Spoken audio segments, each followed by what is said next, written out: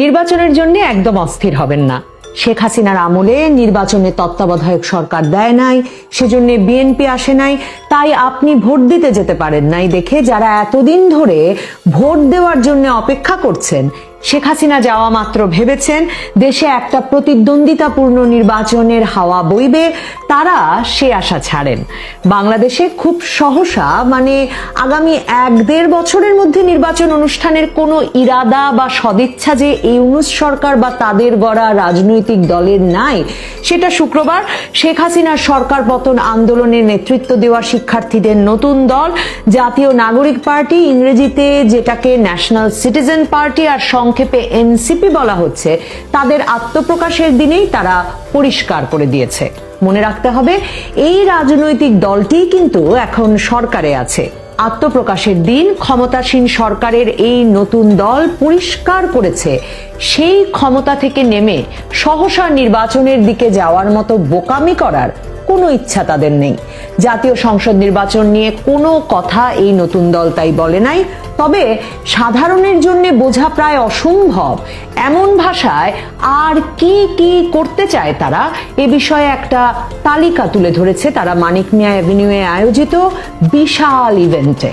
নতুন দলের নতুন নেতা শেখ হাসিনার পদত্যাগের দাবিতে এক দফা এক দাবি দেওয়া এবং পরবর্তীতে মন্ত্রিত্ব করে সারা দেশে পরিচিত পাওয়া ছাত্রনেতা নাহিদ ইসলাম বলেছেন তারা চান সেকেন্ড রিপাবলিকের বাস্তবায়ন এবং তারা চান সেকেন্ড রিপাবলিক প্রতিষ্ঠার জন্য গণপরিষদ নির্বাচনের মাধ্যমে একটা নতুন সংবিধান প্রণয়ন করতে। বুঝতেই পারছেন, বিএনপি যতই নির্বাচনের রোডম্যাপ দাবি তুলে অস্থির হয়ে উঠুক না কেন, কিংবা আপনি যতই ভাবতে থাকুন না কেন যে একটা নির্বাচনের দিকে হেঁটে রাজনৈতিক সরকার আসার প্রক্রিয়াটা ত্বরান্বিত করলে বোধহয় দেশটায় অস্থিরতা অশান্তি কমতে শুরু করবে, সেসব আশায় গুড়ে বালি। নির্বাচনের কোনো ইচ্ছা ইউনূস সরকার বা তাদের গড়া এই রাজনৈতিক দলের নাই, বরং সেকেন্ড রিপাবলিক, গণপরিষদ নির্বাচন, নতুন সংবিধান, এ ধরনের প্রায় অবদ্ধ, অবাস্তব, অনর্থক বড় বড় পাকা পাকা কথা বলতে বলতে এরা এখন বছরের পর বছর কাটিয়ে দেবেন।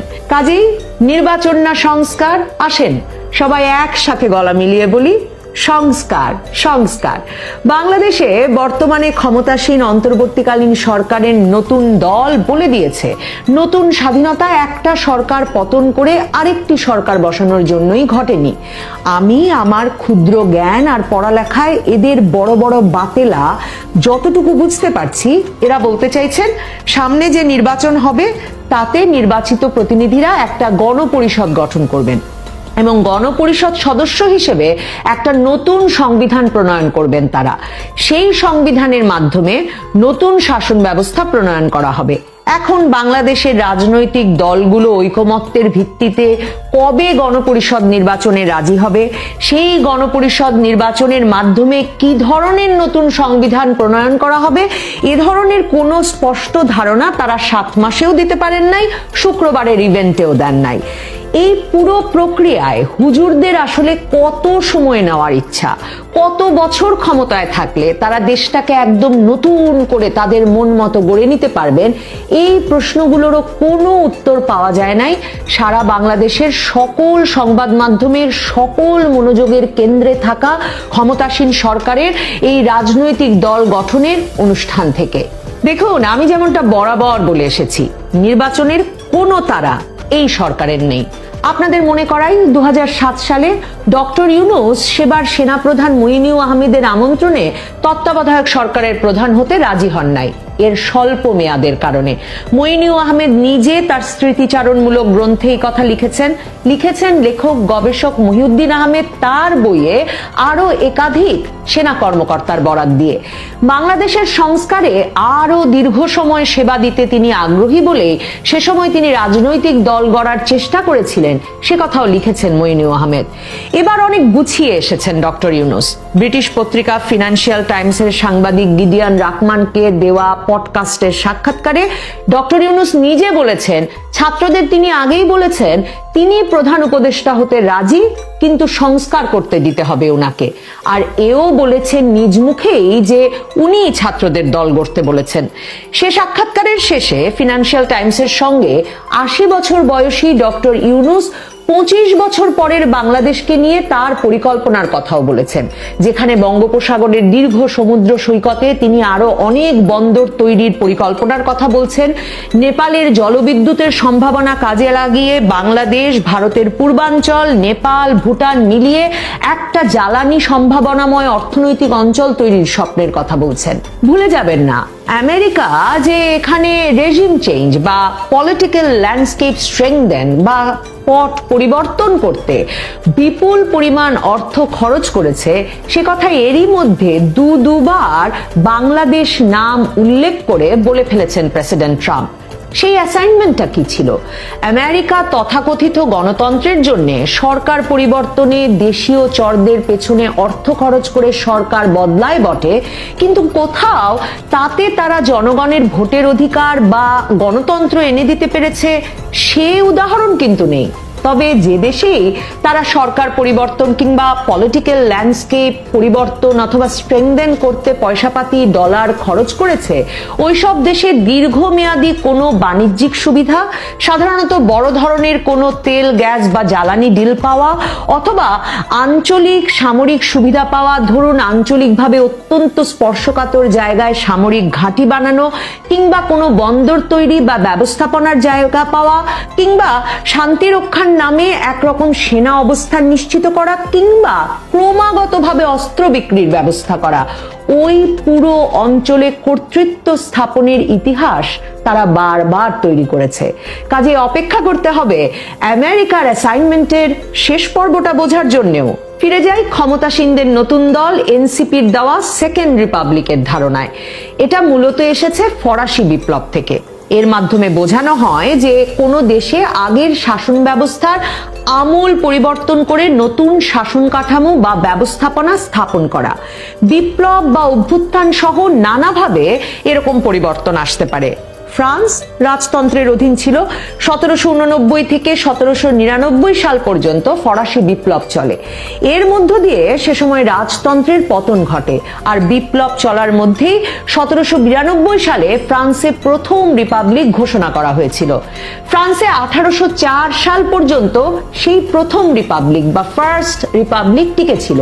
এরপর আবার রাজতন্ত্র শুরু হয়। এ পর্ব চলে 1848 সাল পর্যন্ত। এরপর ফ্রান্সে দ্বিতীয় রিপাবলিক বা সেকেন্ড রিপাবলিক, নাহিদ ইসলামরা যার কথা বলছেন, তা ঘোষণা করা হয়। দফায় দফায় শাসন ব্যবস্থা বদলে ফ্রান্সে এখন চলছে পঞ্চম রিপাবলিক। এখন দেখেন আপনারা যা ভালো মনে করেন। নতুন বাংলাদেশের জন্যে আমাদের হাতে ফরাসি বিপ্লবের সময়কালের মতো 50-60 বছর আছে কিনা কে জানে। আমার একটু তাড়া আছে, কারণ বর্তমান গড় আয়ুর হিসাব যা বলে তাতে অমরত্বের ওষুধ না পাওয়া গেলে আমার আর বোধহয় নতুন বাংলাদেশ দেখে যাওয়া হবে। এনসিপির আত্মপ্রকাশ, ছাত্রদের যে দল গতকাল গঠিত হয়েছে। পিরোজপুরে বাস রিকুইজিশন নিয়ে ব্যাখ্যা দিলেন প্রেস সচিব। জানেন যে পিরোজপুর জেলা প্রশাসন গতকাল জাতীয় নাগরিক পার্টি এনসিপির আত্মপ্রকাশ অনুষ্ঠানে যোগ দিতে নেতাকর্মীদের ঢাকায় আসার জন্য 5টি বাস রিকুইজিশন করে দিয়েছে, এরকম খবর অনলাইনে একটা আলোড়ন তুলেছে। নানাজনে নানা রকম সমালোচনা করছেন। এর মুখে প্রেস সচিব বলেছেন যে পিরোজপুর শাখা বৈষম্য বিরোধী ছাত্র আন্দোলন এবং নাগরিক কমিটি এবং জুলাই গণ অভ্যুত্থানে যারা আহত ও নিহত পরিবারের সদস্যদের অনুরোধে জেলা প্রশাসন বাস রিকুইজিশনে সহায়তা করেছে, তবে জেলা প্রশাসন কোনো খরচ দেয়নি। এবং প্রেস সচিব শফিকুল আলম এক্ষেত্রে বলেন যে এক্ষেত্রে অন্তর্বর্তী সরকার এই বাস রিকুইজিশন করতে সহায়তা করেছে। সরকারকে উদ্দেশ্য করে যে এমন কথা বলা হচ্ছে, তিনি বলেন আমি এখানে দ্ব্যর্থ কণ্ঠে বলবো এখানে অন্তর্বর্তী সরকারের কোনো ভূমিকা নেই। তবে প্রথম আলো যা লিখছে সেখানে প্রতিটা লাইন যদি আমি পড়ে যাই, সেখানে প্রেস সচিব এক পর্যায়ে অবশ্য বলছেন যে তারা এ বিষয়ে পিরোজপুরের জেলা প্রশাসকের সঙ্গে কথা বলেছেন এবং সেই কথার সূত্রে তিনি বলছেন যে জেলা প্রশাসক তাকে বলেছেন যে বৈষম্য বিরোধী ছাত্র আন্দোলন পিরোজপুর শাখা, নাগরিক কমিটি, জুলাই গণ অভ্যুত্থানে যারা আহত হয়েছিলেন এবং নিহত পরিবারের সদস্যরা এসে জেলা প্রশাসনের কাছে অনুরোধ করেছিলেন এবং প্রেস সচিব বলছেন সেই অনুরোধের পরিপ্রেক্ষিতে এক ধরনের চাপে তারা 5টি বাস রিকুইজিশন করায় সহায়তা করেন, কিন্তু এসব বাসের জ্বালানি খরচ, যাতায়াতের খরচ, কোনো খরচ ডিসি অফিস থেকে দেওয়া হয়নি। সম্ভবত এই চাপের বিষয়টি অনুমান করেই সমালোচনা চলছিল ছাত্রদের এই নব্য গঠিত দলটি জেলা প্রশাসনের গাড়ি নিয়ে ঢাকায় জনসমাবেশে যোগ দিতে আসায়। এছাড়া প্রথম আলোতে শিরোনাম রয়েছে এই এনসিপির বিষয়টি নিয়েই, সেকেন্ড রিপাবলিক বলতে কি বোঝাতে চাইছে জাতীয় নাগরিক কমিটি, এই শিরোনামও রয়েছে প্রথম আলোতে। আমি বণিক বার্তায় যাই। আজকে আসলে এই সময়টায় আমি যখন অনলাইন পত্রিকা দেখছি, প্রতিটি পত্রিকার শিরোনামে খুব স্বাভাবিকভাবে প্রধান খবর রমজান মাসের চাঁদ দেখা গেছে, কাল থেকে রোজা, 2 তারিখ থেকে রোজা শুরু হচ্ছে এবং এই খবরটি প্রধান খবর হিসেবে বণিক বার্তার অনলাইন সংস্করণে এখন আছে। এছাড়া স্বর্ণের মূল্য আবারও কমলো, এটি আছে। এছাড়া শফিকুল আলম প্রেস সচিব, প্রধান উপদেষ্টা, তিনি বলেছেন গত রমজানের তুলনায় খাদ্যপণ্যের দাম সহনীয় পর্যায়ে রয়েছে। এটা যখন বণিক বার্তার অনলাইন সংস্করণে দেখছি, তার ঠিক নিচেই দেখছি রমজানের বাজারে আগের বছরের তুলনায় ছোলার দাম বেড়েছে 15%, এই খবরটি। এবং এর পাশাপাশি দেখছি সুলভ মূল্যে দুধ, ডিম, মাংস বিক্রি কার্যক্রম উদ্বোধন, রাজধানীর 25টি স্থানে পয়লা রমজান থেকে মিলবে পণ্য, এই ছবি এবং দিয়ে খবর ছেপেছে বণিক বার্তা। ফরিদা আক্তার উপদেষ্টা, তার ছবি রয়েছে সেই বিক্রি কার্যক্রম উদ্বোধনের। আমার দেশ পত্রিকার অনলাইন শিরোনাম দেখছি ডেইলি আমারদেশ.com, সেখানে প্রধান শিরোনাম দেশবাসীকে রমজানের শুভেচ্ছা প্রধান উপদেষ্টা, সেটি যেমন আছে, এর পাশাপাশি গুরুত্বপূর্ণ খবর আছে বিএসএফ এর গুলিতে ফের বাংলাদেশি যুবক নিহত এবং একটি ভিডিও রিপোর্ট আছে ডেইলি আমারদেশ.com এর এই পাতায়। এবং এর পাশাপাশি আমার দেশ লিখছে দহগ্রাম সীমান্তে আবারও কাঁটাতারের বেড়া দিল বিএসএফ। এই দুটো খবর দেখতে পাচ্ছি আমার দেশ পত্রিকায়। আমার দেশে খবর আছে রমজানে ইফতারের জন্য মেট্রো রেল স্টেশনের প্ল্যাটফর্ম ও ট্রেনে পানি পরিবহন করা যাবে এবং মেট্রো রেল পরিচালনাকারী প্রতিষ্ঠান বলেছে যে ইফতারের জন্য পানি পরিবহন করা যাবে এবং শুধুমাত্র 250 মিলিলিটার পানির বোতল বহন করা যাবে এবং সেটা যেন সতর্কতার সঙ্গে করা হয়। কিন্তু এই সময়ে ইফতারের কথা মাথায় রেখে মেট্রো রেল এই সুযোগটি দিয়েছে, এই ব্যবস্থাটি, এই অনুমোদনটি দিয়েছে, সেই খবরটিও আমার দেশ পত্রিকা লিখছে। ডেইলি স্টার পত্রিকা, সেই ডেইলি স্টার পত্রিকায় যাচ্ছি। দ্য ডেইলি স্টারের একটা মন্তব্য প্রতিবেদন আছে, অ্যানালিসিস আছে, বিশ্লেষণ আছে। What does high default loan mean for the economy, মানে অর্থনীতির জন্য বড় ধরনের খেলাপি ঋণ কি অর্থ বহন করে তা নিয়ে একটা বিশ্লেষণ আছে। ডেইলি স্টার লিখছে food prices show mixed trends this Ramadan. 2024-এর রামাদানের সঙ্গে তুলনা করে ডেইলি স্টার একটা রিপোর্ট ছেপেছে এবং সেখানে তারা লিখছে যে several essential goods remain cheaper but concerns remain over volatility in the market, মানে অনেক রকম নিত্য প্রয়োজনীয় দ্রব্য এবছর 2024-এর তুলনায় ডেইলি স্টার লিখছে কম মূল্যে পাওয়া যাচ্ছে 2024-এর রমজানের তুলনায়। কিন্তু এই যে মানে নিত্যপণ্যের বাজারের অস্থিতিশীলতা নিয়ে একটা উদ্বেগ রয়েছে, সেই খবর দিচ্ছে ডেইলি স্টার। ডেইলি স্টারে আমি এছাড়াও দেখতে পাচ্ছি স্বরাষ্ট্র উপদেষ্টা বলেছেন take action considering crime not party, দল না দেখে অপরাধ দেখে ব্যবস্থা নিতে বলেছেন স্বরাষ্ট্র উপদেষ্টা। অনেকে হয়তো ভাববেন যে অবশেষে তিনি এমন একটি কথা বললেন, কাজে কি হয় সেটা দেখবার জন্য তো নিশ্চয়ই অপেক্ষা করতে হবে। ডেইলি স্টার পত্রিকায় একটা খবর দেখতে পাচ্ছি যে তারা লিখছে সালাউদ্দিন আহমেদ,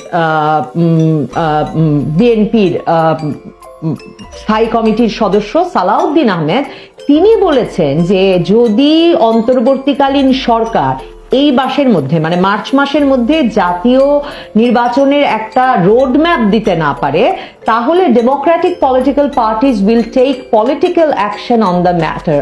মানে রাজনৈতিক দলগুলোকে রাজনৈতিক ব্যবস্থা তাহলে গ্রহণ করতে হবে। এবং সালাউদ্দিন আহমেদ এই ছাত্ররা যে দল গঠন করেছে সেই এনসিপি, তা নিয়ে তারা গণপরিষদ গঠনের কথা বলেছে, তারা সেকেন্ড রিপাবলিক এই কথা বলেছে। সেগুলো নিয়েও তিনি প্রশ্ন তুলে বলেছেন যে যারা এ ধরনের কথা এই জাতীয় নির্বাচনকে সামনে রেখে তুলছে, either they do not understand the situation, হয় তারা পরিস্থিতি বোঝে না, or are involved in conspiracy to prolong the democratic process, or অথবা এই গণতান্ত্রিক প্রক্রিয়া ব্যাহত করতে এবং দীর্ঘায়িত করতে, ব্যাহত করার প্রক্রিয়া দীর্ঘায়িত করতে তারা কোনো না কোনো ষড়যন্ত্রে লিপ্ত।